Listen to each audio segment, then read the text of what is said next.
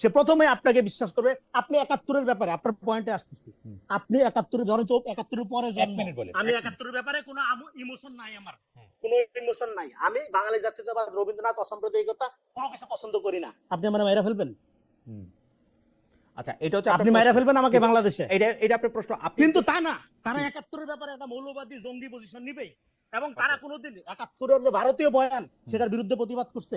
এই পুরা রিজিম দইরা ভারত যে এটাকে উদযাপন করছে সবসময় তাদের যুদ্ধ বইলা, ভারত পাকিস্তান যুদ্ধ বইলা, তারা কখনো বাংলাদেশের এত বড় ইন্টেলেকচুয়ালিটি করে তারা কখনো বাংলাদেশ এই জায়গা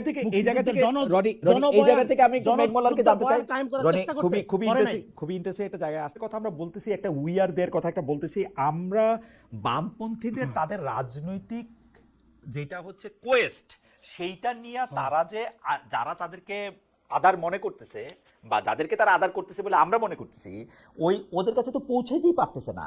তাদের কাছে কি তাদের একটা সংযোগ হওয়ার কোনো সম্ভাবনা হওয়া সম্ভব? যে এই সংযোগটা হইলে পরে জি ওইটা আপনি একটু বলেন। জি, মানে সংযোগ হওয়া যে সম্ভব না, এই শোতে অ্যারোগেন্স দেখে বুঝতেছেন না? আপনি ল্যাঙ্গুয়েজ দেখছেন, একটা লোকের অ্যাটিটিউড দেখছেন, কথাবার্তা বলার ধরন দেখছেন, বেয়াদবির মাত্রা দেখছেন। চটকদার কথা বলতেছি আমরা, ইতিহাসের বুঝ নাই, সব বুঝ তাদের। এই যে নিজের এই যে সুপ্রিমেসি থেকে তো ফ্যাসিজম আসে, এবং বাংলাদেশের বামপন্থীরা লিবারেল, এটা বলছে কে? এসেনশিয়ালি ফ্যাসিস্ট তারা বাংলাদেশে কোনো লিবারেল বাম নাই। কিন্তু রনি, আপনি যে অ্যাটিটিউডের কথা বললেন, সেই অ্যাটিটিউডটা কিন্তু আমি আরো অনেকের মধ্যে দেখি আর কি। মানে আপনি জানেন আমি কাদের কথা বলতেছি, কিন্তু সেইটার পরিণতি বাম না আর কি, সেটার উৎপত্তি বাম না, সেটার উৎপত্তি অন্য জিনিস। এখন দেখেন বাংলাদেশে এখানে যখন ফ্যাসিবাদের প্রশ্নটা প্রধান হলো, তখন কিন্তু এখানে যারা রিয়েলি জনমানুষের রাজনীতি মিন করে বাম ব্লকের, তারা কিন্তু ফ্যাসিবাদ বিরোধী আন্দোলনে শরীক হলেন, যুগপৎ আন্দোলনে যুক্ত হলেন।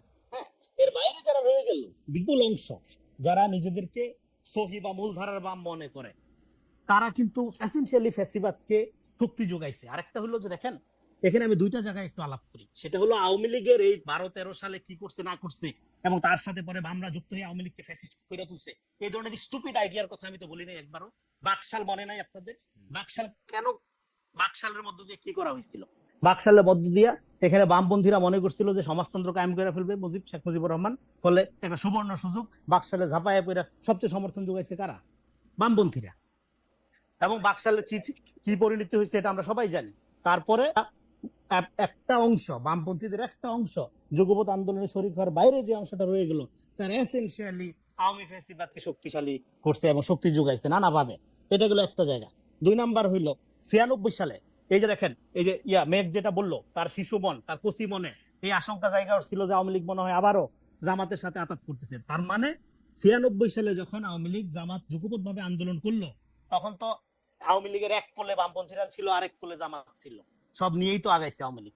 ফলে আওয়ামী লীগের সাথে বাম জামাত, এই যে এবং জামাতের ব্যাপারে রনি, আমি প্রশ্নটা আপনার উত্তরটা আমি বুঝতে পারছি না, আপনি শেষ করেন আমাদের দর্শকদের। তারা যে জামাত বিযুক্ত একটা আওয়ামী লীগ সবসময় কল্পনা করছে, করার মধ্য দিয়ে আওয়ামী লীগ কি করছে, আওয়ামী তাহলে দেখছে ওকে, তাহলে তার ফ্যাসিজমকে কায়েম করার জন্য জামাত ক্লিনজিং এর রাজনীতি সে চালাইলো, এবং জামাত যত বড় না তার চেয়ে বড় করে তুললো। দেখেন রনি, এই জায়গা আমার প্রশ্নটা এই জায়গাতে আপনি বুঝতে পারবেন। রনি, আমার কথা শুনেন, আপনি এইটা বুঝতে পারবেন আমার প্রশ্নটা। প্রথম কথা হলো, আমরা কিন্তু একদিক দিয়ে বলতেছি যে আসলে, এবং জানতেছিও, বামপন্থীরা কিন্তু যদি আপনি ভোটের বা পপুলারিটির জায়গা থেকে বলেন, এতই মানে মানে অল্প যে তাদের নিয়ে আসলে কথা বলার কিছু নাই। কিন্তু ইডিওলজির প্রশ্নে আমরা বেশিরভাগ সময় যেই কাজ আমাদের পছন্দ হয় না, সেই কাজে আমরা আসলে বামপন্থীদের দায়ী করে থাকি। একই ঘটনা কিন্তু জামায়াতের ক্ষেত্রেও। জামায়াতের শক্তিটাকে আমরা ফুলায় ফাঁপায় দেখাই, যখনই আমাদের কাউকে আক্রমণ করতে হয় তখন জামাতে। এইটা কারণটা কি আসলে? এইটা কেন মনে হয় আমরা দুইটা জায়গায় দুই রকম? এটা কারণটা হলো দুইটা একই পলিটিক্স করে, দুইটা একই পলিটিক্স করে, মানে জামাত দুই রকম না। আপনার এখানে বামপন্থীরা এবং জামাত একই রাজনীতি করে, দুইটাই হলো ইডিওলজিক্যাল ফোর্স, এবং idealism, ideology and total politics, এবং এটা দ্রুত ফ্যাসিবাদের দিকে যায়। এই জন্য গণতন্ত্রকে যদি আপনি, যখন বামপন্থীরা, আমি যে একটু আগে বললাম বামপন্থীরা কোনো লিবারেল না, হ্যাঁ, কেন না? বামপন্থীরা গণতন্ত্রকে একটা ইডিওলজি মনে করে, কারণ ও তো যায় রাষ্ট্র ভাঙিয়া ফেলবে, ও তো রাষ্ট্র কনসেপ্টে বিশ্বাস করে না। ফলে ও যেরকম একটা প্রতারণা করে এদিক থেকে। 2 নাম্বার হলো জামাত কি বলছে, যে এটা কোনো রাজনৈতিক দল না, এটা একটা ইসলামী আন্দোলন। তো ইসলামী আন্দোলন কি আলটিমেটলি সে কি করবে? সে খেলাফা কায়েম করবে, রাষ্ট্রের মধ্যে আটকে থাকার তার সুযোগ নাই। কিন্তু যেহেতু এখানে একটা ধরেন মডার্ন ডেমোক্রেটিক প্রসেসের মধ্যে দিয়ে তাকে আগাইতে হবে, সেই জন্য সেই কনসেপ্ট, এই জন্য লেনিনিজমের যে প্রবলেম, যেটা বাম বুদ্ধির প্রবলেম, সেই প্রবলেম একই প্রবলেম মৌদুদিবাদের মধ্যে রয়ে গেছে। তো এই ক্রিটিক দেওবন্দি আলেমরা Okay. বহুবার করছে, বহু জায়গা থেকে করছে। ঠিক আছে। ফলে দুই দিকের যে অ্যারোগেন্সের মধ্যে একটা কমন মিল আমার মনে হয় যে অ্যারোগেন্সের Common মিল আপনি দেখতে পারবেন। আমার মনে হয় যে অ্যারোগেন্সের জায়গাটাতে আমরা একটু থাকি। জনাব মাইমুল্লাহ বসু, আপনার আমি আপনাকে বলি, আপনি নিজেই সোশ্যাল ইনফ্লুয়েন্সারদের কথা বলছেন, কিন্তু আপনি একটা খেয়াল করেন যে কেন বামপন্থীদের মধ্যে একজন বড় সোশ্যাল ইনফ্লুয়েন্সার হয় নাই? কেন বামপন্থীদের কথা আপনারা দেখেন, আপনারা সব ভালো কথা বলতেছেন, সব মানুষের কল্যাণে কথা বলতেছেন, তবুও মানুষের কল্যাণে আপনাদের কথা কেউ শুনছে না কেন? সেইটার কারণ কি? আপনারা রাজনীতিবিদদের কাছে যখন আমরা এই প্রশ্ন করি, তখন তারা বলে যে আমরা টাকা পয়সা এবং অন্যান্য অনেক কিছুর কাছে হেরে যাই। আমরা যখন সোশ্যাল ইনফ্লুয়েন্সের কথা বলি, তখন তার টাকা পয়সা, ভোট, এগুলির ব্যাপার থাকে না, ক্ষমতার ব্যাপার থাকে না। আমরা কি আসলে বামপন্থীদের মধ্যে এমন একজন ইনফ্লুয়েন্সার দেখি যার ভিউ লক্ষ কোটি, যার সোশ্যাল ইনফ্লুয়েন্স এরকম সাংঘাতিক, যাকে আপনি কতক্ষণ আগে কিছু ইনফ্লুয়েন্সারের কথা বলে আপনি বলতে চেয়েছিলেন যে তার হলো দেশ চালানোর মতো? আপনাদের এটা হয় না কেন? এখন প্রশ্ন হচ্ছে, রনি আপনাদের বলছেন এটা হয় না কারণ হচ্ছে আপনার অ্যারোগেন্স, আপনি এটার সাথে বা আপনারা লিবারেল না, ওই জায়গা থেকে যদি আপনি কথাটা বলেন। রনিও আমি রনি ভাইকে চিনি হচ্ছে উনি আর একটা বক্তব্য শুনছিলাম, আমি খুব ভালো লাগছিল আমার, ফরাদ মাজার, তারপর হচ্ছে আমাদের সলিমুল্লাহ খান, ওনাদের নিয়ে। তো আমার থেকে রনি ভাই যত বড় বুদ্ধিজীবী, সম্ভবত রনি ভাইয়ের থেকে মানে ওই লোকগুলো আবার তত বড় সাইজের বুদ্ধিজীবী। আমার কাছে মনে হয় একটু বড় বুদ্ধিজীবীদের সাথে একটু আমি কোনো বুদ্ধিজীবী না, আমি কোনো বুদ্ধিজীবীও না। হ্যাঁ, ফলে বড় আচ্ছা, ঠিক আছে। personal বুদ্ধিজীবী সবাই, personal ওইভাবে বুদ্ধিজীবী ওইভাবে সবাই যে আসলে দুই পায়ে হাঁটে, না, না, না, না, বসে, মানে আমি আমি কোনো একটু বুদ্ধিজীবী বলে না। নিই। না, তবে আচ্ছা, ঠিক আছে, তবে আমি বলি, আমি রাজি না, আমি বলি কোনো মেঘ মোল্লার বসু যে আচ্ছা, আপনি একজন চিন্তক, মানে আমার আমি পার্সোনাল মূল্যায়ন, হ্যাঁ। পার্সোনাল মূল্যায়ন শোনার দরকার নাই কারণ। আচ্ছা, ঠিক আছে, আমরা- মেঘ মোল্লার, আমি আপনি- পার্সোনাল মেঘ মূল্যায়ন মোল্লার, করি নাই, আমি আমরা পার্সোনাল কনটেক্সটে মূল্যায়ন করি নাই। আপনি তো মাঝখান দিয়ে কথা বলা শুরু করলেন, আমি তো আপনার কথা মাঝখান দিয়ে কথা বলি নাই। মানে কথাটা খুব সিম্পল, কথাটা হচ্ছে যে আপনি যখন বলেন। ফরাদ মাজারের ক্রিটিক করেন, যখন আপনি হচ্ছে সলিমুল্লাহ খানের ক্রিটিক করেন, তাহলে আমি আপনার ক্ষেত্রে যে ল্যাঙ্গুয়েজ ব্যবহার করছি, সেই ল্যাঙ্গুয়েজের থেকে আরো অনেক বেশি অ্যারোগেন্ট ল্যাঙ্গুয়েজ ইউজ করেন। সো এখানে ডাবল স্ট্যান্ডার্ড গুলো করার দরকার নাই ভাই। আমি আপনাকে সম্মান করি, আপনাকে সম্মান করে কথাবার্তাগুলো বলতেছি। অনেক ক্ষেত্রে যেহেতু মতের প্রচন্ড ডিফারেন্স, আপনার কাছে যদি ডিসরেসপেক্টফুল লাগে, আমি হামবলি সরি বলে নিতেছি। আচ্ছা, আলোচনাটা হইতেছে খুব সিম্পল করে বলতে চাইলে যে এখানে আপনার একটা অ্যাসিমেট্রি আছে। ধরেন বামপন্থী প্রচুর লোকজন পরবর্তীতে নানান রকম অন্য পলিটিক্সে যায়, শাইন করছে, তারা বড় বড় ইনফ্লুয়েন্সার হচ্ছে, নানান কিছু হয়েছে। সেইটা মূল পয়েন্টটা না। এখানে মূল পয়েন্টটা হচ্ছে যে ধরেন আপনি এখানে বলতেছেন যে বামপন্থীদের কোনো রাজনীতি দাঁড়ায় না, কেন রাজনীতি, বামপন্থীদের অবস্থা এত খারাপ কেন? আপনি দেখবেন যে একটা বড় অংশ বামপন্থীরা 90 পর্যন্ত সোভিয়েত ইউনিয়নের যে পলিটিক্স, সেই পলিটিক্সের সাথে অ্যালাইন করছে, এবং সেই পলিটিক্সের সাথে অ্যালাইনমেন্টের একটা বড় ক্ষতি হয়েছে যে 90 এর পরে সোভিয়েত ইউনিয়ন ভেঙে যাওয়ার পরে এরা বেসিক্যালি 15-20 বছর একটা শূন্যতার জায়গায় ছিল। এবং এখন পর্যন্ত বাংলাদেশের বামপন্থীদের চিন্তা ভাবনা অনেক ক্ষেত্রেই নানান রকম পুরাতন পন্থা এবং নানান কিছু দ্বারা প্রভাবিত। সেটা নিয়ে আমরা ইন্টারনালি অনেক ক্রিটিক করি, সেটা নিয়ে আমরা কাজ করব, এবং আমরা আশা করি যে সামনের দিনে হয়তো প্রচুর নতুন ছেলে পেলেও তো বাইরে হলো 24-এর অভ্যুত্থানের মধ্যে দিয়ে হয়তো নতুন কোনো রাজনৈতিক সম্ভাবনা তৈরি হবে। কিন্তু টলারেন্সের কোয়েশ্চেনটাতে আমি একটু থাকতে চাই, কারণ আমি আসলে মানে আমি সর্বোচ্চ টলারেন্স দেখাইতে আগ্রহী।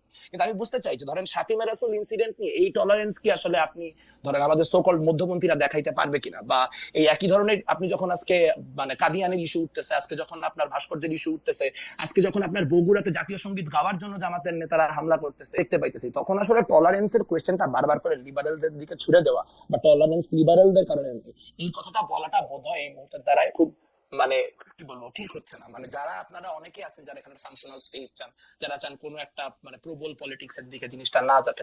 দেখেন আমরা তো 5ই আগস্টের পর এগুলা শুরু করি না, আমরা তো 5ই আগস্টের পর জামাতের রাজনীতি, যুদ্ধাপরাধ, অমুক তমুক, এগুলা নিয়ে তো এগুলা তো আপনি একটু দেখেন না ঘাইতে, এটা তো বামপন্থীরা শুরু করে নাই। কিন্তু আপনি যদি আপনার রাজনীতিটা করেন এবং প্রবল ভাবে করেন, তখন আমার শক্তি সামর্থ্য কম থাকতে পারে, কিন্তু এটা তো আমার একটা রাজনৈতিক লায়াবিলিটি। আমার যতদিন আমি বেঁচে থাকবো মুক্তিযুদ্ধ কোয়েশ্চেন উঠলে আমার কথা বলতে হবে। আপনারাও জানেন আওয়ামী লীগ বিএনপি যখন মুক্তিযুদ্ধের কথা বলে তখন সে বিশ্বাস করে বলে না, সে ভোটের জন্য বলে। আমার জন্য এটা একটা আইডিওলজিক্যাল পয়েন্ট। সো সেখানে যখন যাবে আমি তো আমার মতো করে রিঅ্যাক্ট করব, কিন্তু সেই জায়গা থেকে আসলে আপনার রিঅ্যাকশনের ক্ষেত্রে আপনি একটু জি আপনার রিঅ্যাকশনের ক্ষেত্রে আমি শুধু আপনাকে এই প্রশ্নটাই করতে চাই যে আপনি যখন রিঅ্যাকশন করেন বা রিঅ্যাকশন দেখান, তখন যে আপনার সুরে কথা না বলে তাকেই আপনি শত্রু ভাবেন কিনা? মানে সুরটা আলাদা হইলে না না, আমি তো ইসলামিক শাসনতন্ত্র সাবস্টেন্সের জন্য না না না না মানে মানে অবশ্যই না। মানে আমি এখানে ইসলামী শাসনতন্ত্রের যেই যারা রাজনীতি করছে ক্যাম্পাসে তাদের সাথে আমার যথেষ্ট পরিমাণে সুসম্পর্ক আছে। ইসলামী শাসনতন্ত্র ক্যাম্পাসে রাজনীতি করে ইসলামপন্থী আরো অনেক রাজনৈতিক দল রাজনীতি করে। রাজনীতি ইসলামপন্থী থাকবে, বামপন্থী থাকবে, মধ্যপন্থী থাকবে, সবাই থাকবে, সেটা তো কোনো সমস্যা না। কিন্তু বাংলাদেশ একটা মুক্তিযুদ্ধের কোয়েশ্চেনে একটা অন্ততপক্ষে একটা বেসিক কনসেনসাস দরকার, এবং সেটা এরকম ভন্ড কনসেনসাস না যে আমি মুখে বলবো আমি মুক্তিযুদ্ধ মানে নিচ্ছি, আমি সুযোগ পাইলেই মুক্তিযুদ্ধ বিরোধী পজিশনটা আবার ফিরে যাবো। না, এইটা আমার মনে হচ্ছে কথা। আর বাকি জি শেষ করেন। বাকি আপনি বলেন না। আমার তো আওয়ামী লীগের বয়ানে মুক্তিযুদ্ধের বিরুদ্ধে 1000টা কথা বলতে কোনো আপত্তি নাই। মানে আমি সিরাজ শিকদারের অবস্থান কি ছিল, কর্নেল তাহেরের অবস্থান কি ছিল, এখানকার তরিকতি মুসলমানদের অবস্থান কি ছিল, ইসলামকে মুক্তিযুদ্ধের সামনে কেমনে প্লেস করা ওকে, হয়েছে, সেই যাবতীয় ক্রিটিক্যাল বসু আলোচনা আমি 100 আগ্রহী। বসু একটু দাঁড়ান। আমি রনি আপনার কাছে জানতে চাই যে যেমন ধরেন আওয়ামী বয়ানে মুক্তিযুদ্ধ এবং আওয়ামী বয়ান ছাড়া মুক্তিযুদ্ধ এরকম কোনো কিছু আসলে এক্সিস্ট করে কিনা, মানে মুক্তিযুদ্ধের বয়ানটা কি আওয়ামী বয়ানেই গিয়ে থেকে আমাদের শেষ পর্যন্ত, আমরা কি আওয়ামী বয়ানের বাইরে, মানে আমি আওয়ামী লীগ করি না কিন্তু আমি মুক্তিযুদ্ধের জায়গা থেকে আমার কিছু ইডিওলজি আছে, এটা কি আমি বলতে পারবো? শোনেন, যে কোনো জনগোষ্ঠীর মধ্যে একটা হিস্ট্রিসিটি থাকে, সেই হিস্ট্রিসিটিটা আওয়ামী লীগ নষ্ট করছে। তাহলে আমাদের জাতীয় ইতিহাস লাগবে। 24-এর পর এই কথাটা আমি বারবার বলছি। হ্যাঁ, কিন্তু মুশকিলটা হলো আমরা যখন ইডিওলজির বেসিসে মানুষকে মূল্যায়ন করি, তখন আপনার ইডিওলজির বাইরের জিনে তাকে দ্রুতই আপনি হত্যাযোগ্য করে তোলেন। এটা হলো সবচেয়ে ডেঞ্জারাস দিক। আপনি যে ইডিওলজির সাপেক্ষে করেন। এই জন্য আমরা বলতেছি একটা ভ্যালু বেজ রাষ্ট্র থাকবে, নাগরিক ভিত্তিক রাষ্ট্রে সবচেয়ে ফ্রিডম ইন্ডিভিজুয়াল। আমি কেন বামপন্থীদের লিবারাল বলি না, কারণ তারা ডেমোক্রেসিকে একটা ইডিওলজি মনে করে। ডেমোক্রেসিকে যখন আপনি ইডিওলজি মনে করবেন, ইট বিকাম ফ্যাসিজম। হাসিনা কোনোদিনও বলে নাই যে সে ফ্যাসিস্ট। আরেকটা হলো এখানে যে উদাহরণটা দিল, দেখেন আমি একটা কনটেক্সটে ফরাদ ভাই, সলিম ভাই, আমার শিক্ষক দুইজন, তাদেরকে আলোচনা করছি এবং তাদের নাম কোথাও বিকৃত করি নাই, তাদেরকে কোনোভাবে গালিগালাজ করিনি এবং কোনো অ্যারোগেন্সি ছিল না। সেটা আমি খুব ফানি ওয়েতে তাদের সাথে তাদের আইডিয়া ধরে আমি আলাপ করেছি, এবং তারা মুখোমুখি আমার সামনে ছিল না সেই আলোচনায়। তারা প্রয়োজনে এর চেয়ে ব্রুটালি আমাকে রেসপন্স করতে পারবে। আমি এখানে প্রায় মুখোমুখি একই সাথে আলোচনা করতেছি, ফলে সে যে সমস্ত শব্দ চয়ন করতেছে সহ আলোচক হিসেবে সে আমার অনেক জুনিয়র, সেটাও আমি বলতেছি না। সে ধরেন জাতির পিতা লেভেলের সিনিয়র, অসুবিধা নেই। হ্যাঁ, কিন্তু তার যে অ্যারোগেন্স সেটা পাবলিক দেখতেছে, এবং সে একটা অন্য প্রায় 1 বছর আগের সে আরেকটা উদাহরণটাই না আনলো। যেহেতু আমি ধরেন এখানে অ্যারোগেন্সি শো করছি, এই জন্য এখন আমার সাথে অ্যারোগেন্সি শো করা জায়েজ আছে, তাই না? ফলে এই যে ধরেন এই যে স্টুপিডিটি গুলো, এখন আমি এই যে স্টুপিডিটি গুলো এগুলো চর্চা করার সুযোগ আপনি বামপন্থীদের দিবেন, তারপরে তারা নাচবে, হ্যাঁ গণতন্ত্র বলবে, আর দেশে খুব গণতন্ত্র হবে। শোনেন, বাংলাদেশে বামপন্থীদের এই যে সফিস্টিকেসি, নিজেকে সুপ্রিমেসি মনে করা এবং টলারেন্সের সবচেয়ে বড় ক্ষতি শুধু না, তারা ডায়লগের কালচারই রাখে না কোথাও। এখানে যে আপনি ডায়লগ করবেন, সে প্রথমে আপনাকে বিশ্বাস করবে। আপনি 71-এর ব্যাপারে, আপনার পয়েন্টে আসতেছি, আপনি 71-এর ধরেন 71-এর পরে জন্ম, আমি 71-এর ব্যাপারে কোনো ইমোশন নাই, আমার কোনো ইমোশন নাই। আমি বাঙালি জাতীয়তাবাদ, রবীন্দ্রনাথ, অসাম্প্রদায়িকতা কোনো কিছু পছন্দ করি না। আপনি আমার মাইরা ফেলবেন? আচ্ছা, এটা হচ্ছে আপনি মাইরা ফেলবেন আমাকে বাংলাদেশে? এটা আপনার প্রশ্ন। কিন্তু তা না, তারা 71-এর ব্যাপারে একটা মৌলবাদী জঙ্গি পজিশন নিবেই, এবং তারা কোনোদিন 71-এর যে ভারতীয় বয়ান সেটার বিরুদ্ধে প্রতিবাদ করছে। এই পুরা রিজিম দইরা ভারত যে এটাকে উদযাপন করছে সবসময় তাদের যুদ্ধ বইলা, ভারত পাকিস্তান যুদ্ধ বইলা, তারা কখনো বাংলাদেশের এত বড় ইন্টেলেকচুয়ালিটি করে তারা কখনো বাংলাদেশ এই জায়গা থেকে রনি এই জায়গা থেকে আমি মেঘমল্লালকে জানতে চাই। রনি খুবই ইন্টারেস্টিং একটা জায়গায়